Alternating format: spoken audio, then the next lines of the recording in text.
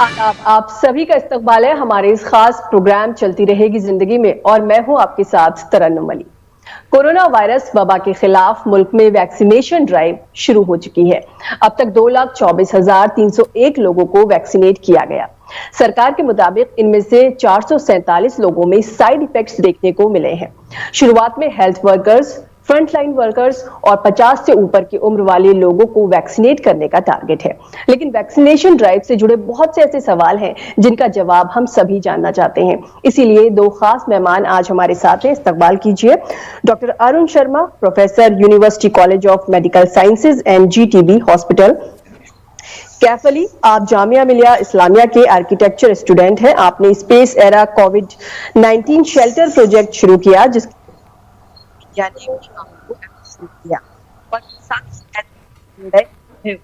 आप सभी का इस्तेमाल है प्रोग्राम में।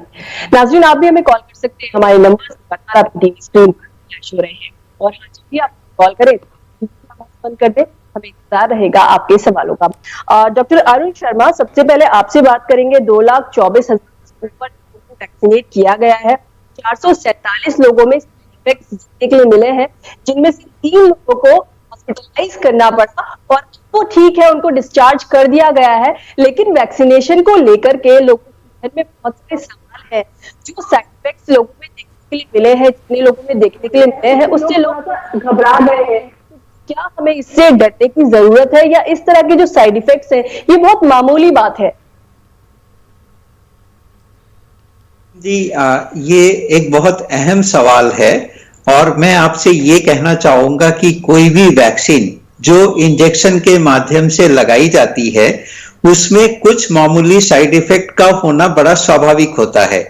जैसे मान लीजिए कि अगर हम इंजेक्शन लगा रहे हैं तो इंजेक्शन की जगह पे जहां इंजेक्शन लगा वहां दर्द हो सकता है, वहां सूजन हो सकती है और हमें हल्का बुखार हो सकता है। इस तरह के मामूली लक्षण जो हैं वो कोई भी वैक्सीन लगाने से, ये सिर्फ कोविड-19 की वैक्सीन की बात नहीं है, कोई भी वैक्सीन लगाने से ऐसा हो सकता है। इसलिए इस तरह के छोटे छोटे और लक्षणों से डरने की जरूरत नहीं है। ये अपने आप ही ठीक हो जाते हैं थोड़े समय में, या इसके लिए जो मेडिकल ऑफिसर वहां पे हैं वो हिदायत देते हैं कि कौन सी दवाई खाने की जरूरत पड़ सकती है। इसलिए इन छोटी छोटी इस तरह के साइड इफेक्ट से कोई घबराने की बात नहीं है। हाँ, बहुत कम लोगों में, जैसे आपने बताया कि कुछ लोगों को कुछ ज्यादा तकलीफ हुई है जिसकी वजह से उनको सुपरविजन में रखा जाता है और देखा जाता है कि उनमें कोई सीरियस रिएक्शन तो नहीं हो रहा है। अगर सीरियस रिएक्शन होता है तो उसके लिए भी इमीडिएटली उसका इलाज करने की व्यवस्था है। उन्हें हो सकता है कि ज्यादा देर मॉनिटर करने के लिए एक बार हॉस्पिटल में एडमिट कर लिया जाए और जो भी उनको प्रॉब्लम्स हो रही हैं उनको दवाइयों से ठीक किया जा सकता है। जी डॉक्टर अरुण, 3 लोगों को अभी जी आप पूछिए अभी जी डॉक्टर अरुण, जैसे अभी हमने देखा 2 दिन पहले नॉर्वे से बहुत एक बुरी खबर आई थी जिसमें 23 से ज्यादा लोगों की मौत हो गई थी वैक्सीनेशन के ठीक कुछ ही घंटों के अंदर, और बाद में तादाद तो खैर 30 के आसपास पहुंच गई। तो आपको क्या लगता है, क्या वैक्सीन के नेचर में कोई बहुत ज्यादा डिफरेंस है? जो फाइजर की वैक्सीन है जो USA और जर्मनी के कोलैबोरेशन से बनी है और जो एस्ट्राजेनेका ऑक्सफोर्ड की है और अपने यहाँ जो भारत बायोटेक बना रही है, क्या वो जो टीका बना है उसका नेचर कुछ अलग है, हमारे यहाँ कुछ अलग है कि उसका रिएक्शन एक बहुत ही दर्दनाक तरीके से सामने आया? आपका जो ऑब्जर्वेशन है वो बहुत सही है अपनी जगह, लेकिन इसका जवाब मैं आपको थोड़ा ध्यान से सुनिएगा इस बात को कि ये जो फाइजर की वैक्सीन है ये यूरोप के देशों में और पूरे यूनाइटेड स्टेट्स में और कनाडा में लगाई जा रही है। अब देखिए कि इसमें से सिर्फ नॉर्वे में एक जगह पे और कुछ लोगों की मौत हुई, और अगर आप उस खबर को और ध्यान से देखेंगे तो जो मरने वाले लोग थे उनकी उम्र 80 से ऊपर की थी। कहने का मतलब ये है कि जो ये साइड इफेक्ट नजर आया जिसकी वजह से ये मौतें हुई, पहली बात तो इसकी हमें साइंटिफिक जानकारी नहीं है कि क्या ये मौत वैक्सीन की वजह से हुई है या वो लोग और भी कोमॉर्बिडिटीज, जैसे आपको पता है कि जिनको कोमॉर्बिडिटीज होती हैं जैसे डायबिटीज है, किडनी का फेल्योर है या हाई ब्लड प्रेशर है, ये लोग पहले से ही ज्यादा बीमार होते हैं। तो ये मौत उन लोगों में हुई है। ऐसा नहीं हुआ कि किसी स्वस्थ जन साधारण को जिसको टीका लगाया गया है और उसमें ये मौत हो गई है। कहने का मतलब कि ये ऑलरेडी वल्नरेबल लोग हैं, 80 साल से ज्यादा की उम्र के हैं और इनमें ये मौत हुई है। तो इसको हम इस बात से रिलेट ना करें कि वो वैक्सीन ज्यादा हानिकारक है, क्योंकि अगर ऐसा होता तो ये मौत सिर्फ एक कंट्री के एक शहर में सीमित नहीं होती, वो और जगह और देशों में और शहरों में जहां लगाई जाती है वहां भी इस तरह की मौतें होनी चाहिए थी। यानी कहने का मतलब कि ये वैक्सीन डायरेक्टली इस चीज के लिए पूरी तरह से रिस्पॉन्सिबल नहीं है। हो सकता है कि इसीलिए अंडरलाइंग जो बीमारी है वो एग्रावेट हो गई हो इस वैक्सीन की वजह से। जी, ये सवाल मैंने जानबूझकर आपसे इसीलिए पूछा था क्योंकि वैक्सीन को लेकर ऐसे ही बहुत सारे कंफ्यूजन कुछ दिन पहले तक चारों तरफ तारी था लोगों के दिमाग में। तो ये खबर के बाद बहुत मुमकिन है कि लोग डरे होंगे, सवाल दिमाग में उठे होंगे। तो मैंने आपके सामने रखा कि एक एक्सपर्ट ऑब्जर्वेशन क्या है और क्या एक्सप्लेनेशन है वो सामने आ जाए। तो क्या डॉक्टर साहब क्या ये भी आगे जरूरी होगा कि जो लोग वैक्सीन लेने के लिए जा रहे हैं, क्या उनको पूरी जानकारी देनी चाहिए कि हाँ मेरे पास ये कोमॉर्बिडिटीज हैं, पहले से किडनी में प्रॉब्लम है या फिर लंग्स में प्रॉब्लम है या किसी तरीके का कोई रिएक्शन है किसी दवा के लिए? देखिए, वैक्सीन देने से पहले वैक्सीन केंद्र पर जब कोई व्यक्ति जाएगा तो वहां जो मेडिकल ऑफिसर होंगे वो सारे संबंधित सवाल उनसे पहले पूछेंगे। अच्छा। और उनके स्वास्थ्य की जानकारी ली जाएगी और जिन परिस्थितियों में वैक्सीन का लगाना मना है या निषेध है या जिन परिस्थितियों में वैक्सीन के कुछ कुप्रभाव हो सकते हैं उनको डॉक्टर्स पहले पता करेंगे, उनकी जांच करेंगे और जब उनको सही पाया जाएगा तभी उनको वैक्सीन लगाई जाएगी। इस तरह की कोई गलती नहीं की जाएगी कि बिना जिम्मेदारी के साथ पूरी जांच किए बिना वैक्सीन नहीं लगाई जाएगी। और अभी तो ये वैक्सीन सिर्फ फ्रंटलाइन वर्कर्स को यानी डॉक्टर्स, पैरामेडिकल स्टाफ और अन्य लोग जो फ्रंटलाइन पे कोविड वॉरियर्स हैं उनको दी जा रही है। तो जाहिर है कि पहले उनकी स्वास्थ्य की जांच और उनकी जो अंडरलाइंग बीमारियां होंगी उनकी जानकारी एकत्रित करने के बाद ही उनको वैक्सीन दी जा रही है। जी डॉक्टर अरुण, अभी जिन लोगों में साइड इफेक्ट्स देखने के लिए मिले हैं उनमें माइल्ड साइड इफेक्ट्स क्या है और जिन 3 लोगों को भर्ती करना पड़ा था उनमें किस तरह के साइड इफेक्ट्स देखने को मिले हैं? देखिए, माइल्ड साइड इफेक्ट होते हैं जैसे किसी को फीवर हो जाए, किसी को थोड़ी सी जैसे चिल्स जिसको हम बोलते हैं कि सर्दी लगने जैसा कपकपी जैसी चीज होती है, या इंजेक्शन की साइड पे दर्द होता है या जहां पे इंजेक्शन लगा उस जगह पे दर्द हो सकता है, सूजन हो सकती है और इसके अलावा थोड़ी सी जी घबराने जैसी फीलिंग होती है। लेकिन ये बहुत थोड़ी देर के लिए होती है। और जैसे मान लीजिए अगर बुखार हो गया तो बुखार को निपटने के लिए बुखार के लिए जो दवा है वो उनको वहीं दे दी जाएगी और कम से कम 30 मिनट तक यानी आधे घंटे तक उनको सुपरविजन में रखा जाता है, उनको देखा जाता है कि उनकी प्रॉब्लम बढ़ तो नहीं रही है और दवाई देके वो ठीक हो गई है तो 30 मिनट के ऑब्जर्वेशन के बाद अगर वो बिल्कुल स्वस्थ हो गए तो उनको घर जाने दिया जाता है। लेकिन अगर किसी को मान लीजिए दिल की धड़कन बढ़ जाती है, चक्कर आने लगते हैं, बेहोशी होने लगती है, उल्टी आने लगती है, तो ये ज्यादा सीरियस साइड इफेक्ट के लक्षण हैं और इन साइड इफेक्ट्स को रिकॉर्ड किया जाता है। एक फॉर्म होता है जिसे हम कहते हैं adverse effect following immunisation form, जिसमें ये सारी डिटेल भरी जाती है और उस मरीज को अधिक कड़ी निगरानी में डॉक्टरों के स्पेशलिस्ट के सामने सुपरविजन में रखा जाता है और उनको जो इलाज करना है उस साइड इफेक्ट का वो पूरा इलाज किया जाता है। जी डॉक्टर अरुण, हम आपके पास वापस आएंगे हमारे साथ। जी डॉक्टर अरुण, वापस आएंगे हम आपके पास। हमारे साथ कैफ लगातार बने हुए हैं। कैफ, सबसे पहले तो ये बताइए ये आपका क्या इनोवेशन है EMEI और जामिया से आप किसकी पढ़ाई कर रहे हैं, क्या पढ़ाई कर रहे हैं? जी शुक्रिया। जी मैं जामिया मिलिया इस्लामिया से 4th ईयर का आर्किटेक्चर स्टूडेंट हूँ और मैंने एक कोविड-19 के पैंडेमिक में एक प्रोजेक्ट तैयार किया है जिसका नाम है space era, a standard space for the pandemic era and beyond. इस प्रोजेक्ट को हम ये बेसिकली प्री फैब्रिकेशन स्ट्रक्चर्स से प्रोजेक्ट बना है जिससे हम quarantine shelters, isolation shelters, hospital incremental design जैसे हम ICU units, portable testing clinics and portable toilet units, इन सबको social distancing and other health care precautions के मद्देनजर रखते हुए हम तैयार कर सकते हैं। जी जी, तो ये जो आपका डिजाइन है इसकी इंस्पिरेशन आपको कहां से मिली, आइडिया इसका कहां से आया आपको? जी मैं 2019 से ही प्री फैब्रिकेशन स्ट्रक्चर्स पे काम कर रहा था। अब जैसे मार्च 2020 में जब मैंने एक प्रॉब्लम ऑब्जर्व करी कि अगर कोई पर्सन अपने घर पे क्वारंटाइन कर रहा है तो ये देखा गया था कि उसके फैमिली मेंबर्स, उसके नेबर्स भी कोरोना पॉजिटिव हो रहे थे जिससे पूरा एरिया कंटेमिनेशन जोन क्रिएट हो रहा था और दूसरी तरफ अगर कोई सस्पेक्ट मास क्वारंटाइन शेल्टर्स में क्वारंटाइन हो रहा था तो वो ये एरियाज भी बड़े ऐसे कंटेजियस हैं जहाँ पे कोरोना वायरस ट्रांसमिट हो सकता है एक पेशेंट से दूसरे पेशेंट। तो यही ऑब्जर्वेशन थी स्पेस एरा प्रोजेक्ट रिसर्च की कि हम house and core medical infrastructure के बीच में एक हम ऐसा स्पेस क्रिएट करें जहाँ के जो पेशेंट्स हैं और जो पॉजिटिव या सस्पेक्ट पेशेंट्स हैं वहाँ पे क्वारंटाइन कर सके, जिससे कि कोर मेडिकल इंफ्रास्ट्रक्चर और हॉस्पिटल्स और गवर्नमेंट पे भी कम प्रेशर पड़ेगा। और जैसे कि जो ट्रेडिशनल जो हमारे आइसोलेशन सेंटर बन रहे हैं अलग में, हमने देखा सबसे पहले महाराष्ट्र में एक बहुत बड़ा आइसोलेशन सेंटर बनाया गया, अलग अलग स्टेट्स में बनाए गए। उन आइसोलेशन सेंटर्स और जो आपने क्रिएट किया है इसमें बेसिक डिफरेंस क्या है और ये कैसे इंप्रूव्ड है उससे? इसमें कई आपको अवार्ड्स भी मिले, जाहिर सी बात है कि कोई बहुत ही खास बात होगी इसमें। जी सर, आप जैसे हम 100 साल पहले भी 1918 में एक पैंडेमिक आया था और आप अगर उसकी फोटोज देखेंगे तो वहाँ की क्वारंटाइन शेल्टर्स देखेंगे और 2020 में भी आज की शेल्टर्स देखेंगे तो आप अगर इंफ्रास्ट्रक्चर के बलबूते पे देखेंगे तो कोई इनोवेशन या कोई इसमें एडवांस नहीं हुई है। आप देखेंगे जो पेशेंट्स हैं या ऐसी जो पैंडेमिक डिजीजेज होती हैं ये एयर के थ्रू भी ट्रांसमिट होती हैं, जो कि अगस्त 2020 में WHO ने भी कंफर्म किया है कि corona virus can transmit through air.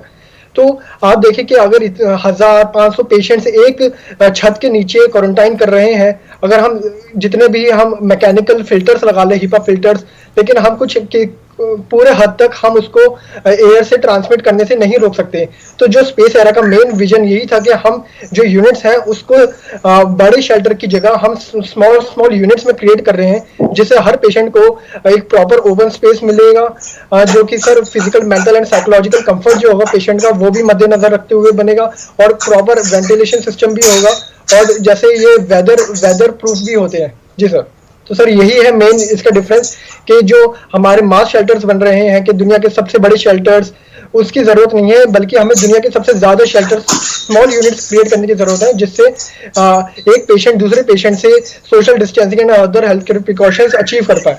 लेकिन अभी तो जैसे कोरोना के खिलाफ वैक्सीनेशन शुरू हो गई है और उम्मीद की जा रही है कि 1-1.5 साल में इसको बिल्कुल हर्ड इम्यूनिटी हम लोग अचीव कर लेंगे। उसके बाद जो आपका जो इनोवेशन है उसकी क्या यूटिलिटी रह जाएगी फिर? जी बेसिकली सर ये मार्च 2020 में डेवलप हुआ था एज अ कोविड-19 शेल्टर। अब जैसे हमारा नॉट ओनली इन इंडिया, पूरे वर्ल्ड में ही अब कोविड-19 वैक्सीन ड्राइव स्टार्ट होगी, तो हम जो कोविड-19 वैक्सीन ड्राइव के लिए भी जहां वैक्सीन जितनी इंपॉर्टेंट है उसी के साथ साथ पूरा उसका प्रॉपर इंफ्रास्ट्रक्चर भी इंपॉर्टेंट है, जहां पे proper sterilisation room, vaccination storage area, doctors facility, और अगर जैसे सर ने बताया कि कोई पेशेंट अनकॉन्शियस फील करता है तो उसके लिए एक प्रॉपर जनरल वार्ड, ऐसे आइसोलेशन स्पेस भी क्रिएट होना चाहिए, हाइजीनिक और proper maintain, social distancing maintain करते हुए। तो ये जो मेरा स्पेस एरा प्रोजेक्ट है ये हम as a vaccination camps, vaccination centres भी डेवलप कर सकते हैं, जो कि सर ये 2 साल तक हमारा ड्राइव चलेगा। और जो ग्रामीण एरिया है इंडिया के, वहां पे अगर हमें वैक्सीन पहुंचानी है और वहां पे भी हमें पूरी हाइजीनिक और हर सभी लोगों की हमें हेल्थ सेफ्टी इंश्योर करनी है, तो हमें उसके लिए प्रॉपर इंफ्रास्ट्रक्चर की भी जरूरत है। और इसकी खास बात यही है स्पेस एरा शेल्टर की कि हम इसको एज अ कोविड-19 शेल्टर हो, चाहे वैक्सीनेशन कैंप हो, चाहे अभी रिसेंटली यूनाइटेड नेशन ऑर्गेनाइजेशन से स्पेस एरा प्रोजेक्ट को एज अ रेफ्यूजी कैंप में रिकॉग्निशन मिली है, तो हम इसको एज अ रेफ्यूजी कैंप भी यूज कर सकते हैं, हाउसिंग यूनिट भी क्रिएट कर सकते हैं, फ्लड रिलीफ कैंप्स, बहुत एरियाज हैं। जी कैप, आपके इनोवेशंस को लेकर के हम आगे भी आपसे बात करेंगे, आप बने रहिए हमारे साथ। डॉक्टर अरुण, जैसे कि वैक्सीनेशन शुरू हो गया है तो हर इंसान यही जानना चाहता है कि उसकी बारी कब आएगी, कब उसको वैक्सीन मिलेगी। जी बिल्कुल, ये उत्सुकता काफी बनी हुई है और ये अच्छी बात है कि लोग वैक्सीन लेना चाहते हैं। अभी देखिए जो कार्यक्रम है उसमें वैक्सीन का सिर्फ इमरजेंसी यूज ऑथराइजेशन के अंतर्गत वैक्सीन दी जा रही है। यानी कहने का मतलब कि चूंकि एक महामारी फैली हुई है, एक पैंडेमिक है, उससे लड़ने के लिए जैसे ही हमारे पास वैक्सीन की सेफ्टी और इम्यूनोजेनिसिटी की इंफॉर्मेशन आई तो हमने उसको फेजेस में, चरणों में और एक एक करके टारगेट ग्रुप्स को वैक्सीन लगाने का काम शुरू किया। यानी सबसे पहले वैक्सीन फ्रंटलाइन वर्कर्स को, डॉक्टर्स को, पैरामेडिकल वर्कर्स को दी जाएगी। इसके बाद ये वैक्सीन 50 से अधिक उम्र वाले लोगों को दी जाएगी जो कि ज्यादा वल्नरेबल होते हैं इस बीमारी पे।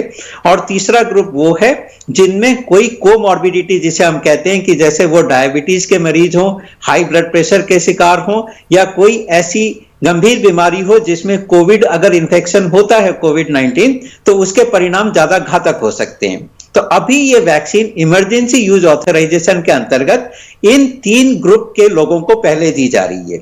और इसके बाद धीरे धीरे जब हमें डीसीजीआई से वैक्सीन को पूरी तरह से लॉन्च करने का लाइसेंस मिलेगा और जब ये मार्केटेबल होंगी उस समय ये वैक्सीन बाकी लोगों को, जो जनरल आम जनसाधारण इन 3 ग्रुप के अतिरिक्त जो लोग हैं उनको दी जाएगी। और इसका एक पूरा सिस्टमेटिक मेथड होगा कि सरकार ने एक ऐप लॉन्च किया है जिसे हम कोविन के नाम से जानते हैं।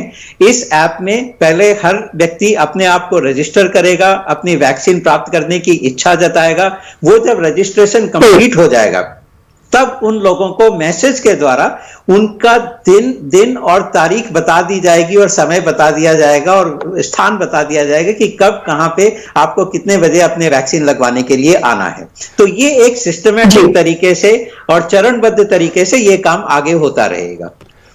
अभी आईसीएमआर की तरफ से एक स्टेटमेंट भी आया था। जी तरन्नुम, एक सवाल मैं पूछ लेता हूं, जहन में घूम रहा था, फिर आप अपना सवाल जारी रखिएगा। डॉक्टर साहब, ये एक आईसीएमआर की तरफ से स्टेटमेंट भी आया था कि ये जो वैक्सीन है हमारे दोनों ही कोविशील्ड और कोवैक्सीन भी, ये जो यूके में जो नया वेरिएंट इसका वायरस का आ गया था उसके अगेंस्ट भी कारगर हैं। तो क्या वैसे पेशेंट्स को भी ये दिया गया है ये देखने के लिए कि उनके ऊपर इसका कैसा रिएक्शन होता है, या फिर जो कंपोजिशन है मेडिसिन की उसके आधार पर ये उम्मीद लगाई जा रही है कि ये कारगर होगा उसके खिलाफ? नहीं, देखिए इसमें दोनों बातें हैं। ये वैक्सीन जो सीरम इंस्टीट्यूट ऑफ इंडिया की कोविशील्ड वैक्सीन है, एस्ट्राजेनेका के साथ बनी हुई है, ये और देशों में भी इसका उपयोग किया जा रहा है। और देखा गया है कि जो नया वेरिएंट यूके में, साउथ अफ्रीका में 2 नए वेरिएंट आए हैं उसके प्रति ये कारगर है। ये एक वैज्ञानिक विश्लेषण का नतीजा है। अच्छा। ठीक है, तो ये साइंटिफिक तथ्यों पर आधारित ये बात कही गई है। तो ये तो बहुत ही अच्छी बात रही। तरन्नुम, आप कुछ पूछ रही थी? जी बिल्कुल, मैं ये जानना चाह रही हूँ डॉक्टर अरुण कि क्या हर किसी को वैक्सीन लगवाना जरूरी है या फिर कोई वैक्सीन लगवाने से मना भी कर सकता है? देखिए, वैक्सीन पूरी तरह से स्वैच्छिक दी जा रही है, वॉलंटरी दी जा रही है। कोई भी इंसान वैक्सीन लगाने से मना कर सकता है, इस पे कोई जोर जबरदस्ती नहीं है। लेकिन एक वैक्सीन जिसे हम जानते हैं कि वो एफिकेशियस है, वो बीमारी से लड़ने में, महामारी से लड़ने में हमारी मदद कर रही है, तो इसका मतलब ये है कि जो भी एलिजिबल हैं और जिनका टर्न आता है उनको अपने टर्न पे वैक्सीन लगवा लेनी चाहिए। उससे उनकी भी सुरक्षा है, उनके परिवार वालों की भी सुरक्षा है, और ज्यादा विस्तृत रूप में देखें तो दुनिया के हर नागरिक की सुरक्षा है। देखिए, इस पूरी शताब्दी में पहली बार इस विश्व को एक ऐसी बीमारी का सामना करना पड़ रहा है जिसमें कि कोई भी बचा हुआ नहीं है। पूरे प्लैनेट पे हर देश में लोग इस बीमारी से ग्रसित हो रहे हैं और बहुत सी जानें भी गई हैं। तो जब उसमें हमारे पास एक वैक्सीन उपलब्ध है जिसकी सेफ्टी और एफिकेसी के बारे में हम काफी हद तक निश्चिंत हैं, तो मेरा कहना यह होगा कि जब समय आता है और आप उसके लिए एलिजिबल हैं तो आपको वैक्सीन लगवानी चाहिए। लेकिन फिर भी ये जोर जबरदस्ती नहीं है, ये कंपलसरी नहीं है, ये आपकी इच्छा पर है। आप सोच समझकर पूरी बात की जानकारी लेकर फिर फैसला करें कि आप वैक्सीन लगवाएंगे या नहीं। जी डॉक्टर अरुण, क्या इससे कुछ लोगों को बाहर भी रखा गया है कि किन लोगों को वैक्सीन नहीं दी जाएगी? हाँ, देखिए, एक तो अभी जो गाइडलाइंस हैं, जो कंपनियां जिन्होंने ये वैक्सीन बनाई हैं, उन्होंने अपनी गाइडलाइन में ये बात बताई है कि गर्भवती महिलाओं को अभी ये वैक्सीन नहीं लगाई जाएगी क्योंकि उन पर परीक्षण नहीं किए गए हैं। प्लस दूसरी बात, ये 18 साल से अधिक उम्र के जो लोग हैं उनको ही अभी वैक्सीन लगाई जा रही है। तो यानी 18 साल से कम उम्र के और जो गर्भवती महिलाएं हैं उनको अभी ये वैक्सीन नहीं दी जा रही है। और तीसरा, कुछ ऐसी बीमारियां हैं जिनमें आप लोगों की जो रोग प्रतिरोध क्षमता होती, यानी जो इम्यूनिटी है, वो अगर किसी तरह से खराब हुई है और इम्यूनोसप्रेस या तो दवाइयां ले रहे हैं या किसी ऐसी बीमारी से ग्रसित हैं कि उनकी बॉडी जो है वो इसके प्रति एंटीबॉडी नहीं बना पाएगी, तो उनमें वैक्सीन देके फायदा नहीं है। इसलिए इन 3 कैटेगरी के लोगों को अभी वैक्सीन से अलग रखा गया है। जी डॉक्टर अरुण, यहाँ पर आपने बीमारियों का जिक्र किया, तो क्या बीमारियों को लेकर भी कैटेगराइज किया गया है कि अगर कुछ लोगों को इस तरह की बीमारी होती है तो उन्हें वैक्सीन दी जाएगी, कुछ को वैक्सीन नहीं दी जाएगी क्योंकि उन्हें इस तरह की बीमारी है, तो क्या कैटेगराइज किया गया है बीमारियों को लेकर? देखिए तरन्नुम जी, ये जो वहां पे मेडिकल ऑफिसर होंगे जो ये फैसला करेंगे कि किसको वैक्सीन नहीं लगनी चाहिए, उनके पास इसकी पूरी जानकारी होती है। वो उससे संबंधित सारे सवाल पहले पूछते हैं कि वह जो लिस्ट है कि इनमें से आपको ये बीमारी है या नहीं है, उसमें भी कैटेगरी होती है कि मान लीजिए कोई कैंसर का मरीज है, सपोज कीजिए, उसको बीमारी अगर बहुत माइल्ड है, अर्ली स्टेज में है या पूरी तरह से कंट्रोल्ड है, सर्जरी के बाद वो कंट्रोल हो गई, वो अभी किसी दवाई पर नहीं है लेकिन उनको कैंसर तो है, तो उनको वैक्सीन दी जाएगी कि नहीं, ये फैसला वहां वैसे डॉक्टर करेंगे। मैं इस बात को आपके चैनल के माध्यम से बीमारियों के नाम इसलिए नहीं गिनाना चाहता क्योंकि इससे लोगों में कंफ्यूजन होगा कि मैं वैक्सीन लगवाने जाऊं या नहीं जाऊं। तो ये फैसला उन तक ही सीमित रहने दीजिए कि जिस डॉक्टर के पास या जिस टीकाकरण केंद्र पे जा रहे हैं वहां जो डॉक्टर हैं वो फैसला करेंगे कि इनको वैक्सीन अभी लगनी चाहिए या नहीं लगनी चाहिए। डॉक्टर साहब, पूरे पॉपुलेशन के कितने % लोगों को अगर वैक्सीन की दोनों डोज दे दी जाए तो हर्ड इम्यूनिटी हम लोग अचीव कर सकते हैं? इससे ये होगा कि जो बीमार लोग हैं उनको नहीं भी पड़े तो शायद उनको कोई जरूरत ना पड़े आगे। नहीं, बिल्कुल, ये बहुत अच्छा सवाल है और ये थोड़ा सा साइंटिफिकली कॉम्प्लिकेटेड सवाल है, इसलिए कि हर बीमारी के लिए हर्ड इम्यूनिटी की परसेंटेज अलग अलग होती है। जैसे मान लीजिए मीजल्स का आपने नाम सुना होगा, खसरे की बीमारी होती है, उसमें हम कहते हैं कि 95% ससेप्टेबल बच्चों में अगर वैक्सीन लगेगी तो हम हर्ड इम्यूनिटी अचीव करेंगे। पोलियो में अगर हम कहते हैं कि पोलियो में 70% ससेप्टेबल बच्चों को अगर वैक्सीन लग जाती है तो हर्ड इम्यूनिटी आ जाएगी। तो अलग अलग बीमारियों के लिए हर्ड इम्यूनिटी के अलग अलग लेवल्स होते हैं। कोविड-19 एक नई बीमारी है, इसके ऊपर हमारे पास अभी तक शोध का इतना इंफॉर्मेशन जनरेट नहीं हुई है कि हम आपको एक निश्चित तौर पे संख्या बताएं कि कितने प्रतिशत लोग अगर वैक्सीनेटेड हो जाएंगे तो हर्ड इम्यूनिटी होगी या कितने प्रतिशत लोगों को इन्फेक्शन हो जाएगा तो हर्ड इम्यूनिटी होगी। इसका अभी एब्सोल्युटली करेक्ट 100% सटीक जवाब हमारे पास नहीं है, लेकिन पब्लिक हेल्थ एक्सपर्ट्स का और एपिडेमियोलॉजिस्ट की यह मान्यता है कि अगर हम 70% तक वैक्सीनेट कर लेते हैं तो इतनी हर्ड इम्यूनिटी हो जाएगी कि बीमारी को हम महामारी से बदल के एक नियंत्रित बीमारी के रूप में देख सकते हैं। कहने का मतलब, मीजल्स आज भी बच्चों को होता है, डिप्थेरिया और ट्यूबरकुलोसिस आज भी बच्चों को होता है, लेकिन वो किसी पैंडेमिक शेप में नहीं है। बीमार पड़ने वाले बच्चों की संख्या सुरक्षित रहने वाले बच्चों के अनुपात में बहुत कम है। तो यानी कोविड में भी अगर हम वो 70% तक कर लेंगे तो बीमार पड़ने वाले लोगों की या उससे जान जाने वालों की लोगों की संख्या बहुत हद तक नियंत्रण में आ जाएगी। अभी हम सिर्फ इतना ही कह सकते हैं निश्चित तौर पे। जी बिल्कुल। तरन्नुम कैफ भी हमारे साथ जुड़े हुए हैं, कैफ के पास एक बार चलते हैं। कैफ, आपने जो भी डिजाइन किया है शेल्टर होम के तौर पे जो डिजाइन डेवलप की है वो कितना कॉस्ट इफेक्टिव है? क्योंकि एडवांस तो है काफी आपका, लेकिन वो अगर उसमें पैसे की भी अगर किफायत हो तो बहुत अच्छी बात होगी। वैसे आपसे आप अपने जवाब तैयार रखिएगा, आएंगे आपके पास। एक कॉलर हमारे साथ जुड़े हुए हैं। हेलो हेलो जी, बताएं। जी मैं जाफर हुसैन काजी बात कर रहा हूँ सर। जी बताएं आप। हाँ, मुझे 2 सवाल पूछने हैं डॉक्टर साहब से। हाँ बताएं। पहला सवाल मेरा ये है कि इंडिया की जो लोक संख्या है सर, ये तकरीबन 135 करोड़ है जी। और ये जो टीकाकरण अभी चालू हो गया है ये बहुत अच्छी बात है, लेकिन 60% लोग इंडिया में जो है वो इस वैक्सीन को पैसों से नहीं ले सकते सर, गरीब लोग हैं। जी बिल्कुल सही बात। इसके लिए क्या? मेरा दूसरा सवाल है सर। हाँ पूछिए, जल्दी पूछें आप। हाँ जी। हाँ, तो दूसरा सवाल ये है सर कि ये वैक्सीन लगाने के बाद अगर कुछ साइड इफेक्ट होते हैं, हाँ। और मानिए कि अगर वो व्यक्ति नहीं रहता है जिसको साइड इफेक्ट हो गए, वो चला जाता है दुनिया से, तो उसके लिए गवर्नमेंट क्या करेगी? उसके घर वालों के लिए क्या करेगी? चलिए ठीक है, बहुत शुक्रिया सवाल पूछने के लिए। आपका जवाब, हम सवाल का जवाब ले लेते हैं डॉक्टर अरुण से। डॉक्टर साहब। हाँ, ये सवाल पूछने के लिए धन्यवाद। आपकी जो चिंता है, आपकी जो शंका है अपनी जगह बहुत सही है, लेकिन देखिए ये नीतिगत सवाल है। ये सरकार अपनी नीति बनाती है और उसके हिसाब से फैसला लेती है। एक डॉक्टर होने के नाते, इस देश का नागरिक होने के नाते मैं सिर्फ इतना ही चाहूंगा कि हर व्यक्ति को उसकी इस आधार पे वैक्सीन ना मिले कि वो उसके लिए खरीद सकता है या नहीं खरीद सकता है। मेडिसिन का बेसिक सिद्धांत ये है कि हमें हर जिंदगी बचानी है, ठीक है। और ये जो नीतिगत सिद्धांत हैं और ये जो फैसले किए जाते हैं, ये सरकारी तौर पर सरकार के लेवल पे किए जाते हैं। इसमें व्यक्तिगत तौर पे मैं आपको ये नहीं बता सकता, इसका जवाब तो सिर्फ सरकार दे सकती है। जी बिल्कुल। तरन्नुम, कैफ से सवाल का जवाब ले लेते हैं छोटे में। वक्त भी हमारे पास कम है तो जल्दी से आंसर ले लेते हैं। जी, जो मेरा प्रीफैब्रिकेशन स्ट्रक्चर्स है, इसकी यही खास बात है कि सबसे ज़्यादा कॉस्ट इफेक्टिव होता है। और मैंने एक स्टैंडर्ड डायमेंशन का एक कंटेनर तैयार किया 2.5 मीटर बाय 6 मीटर का, जिसको हम as a vaccination storage unit भी बना सकते हैं। उसकी कॉस्टिंग अप टू 1.2 लाख आएगी।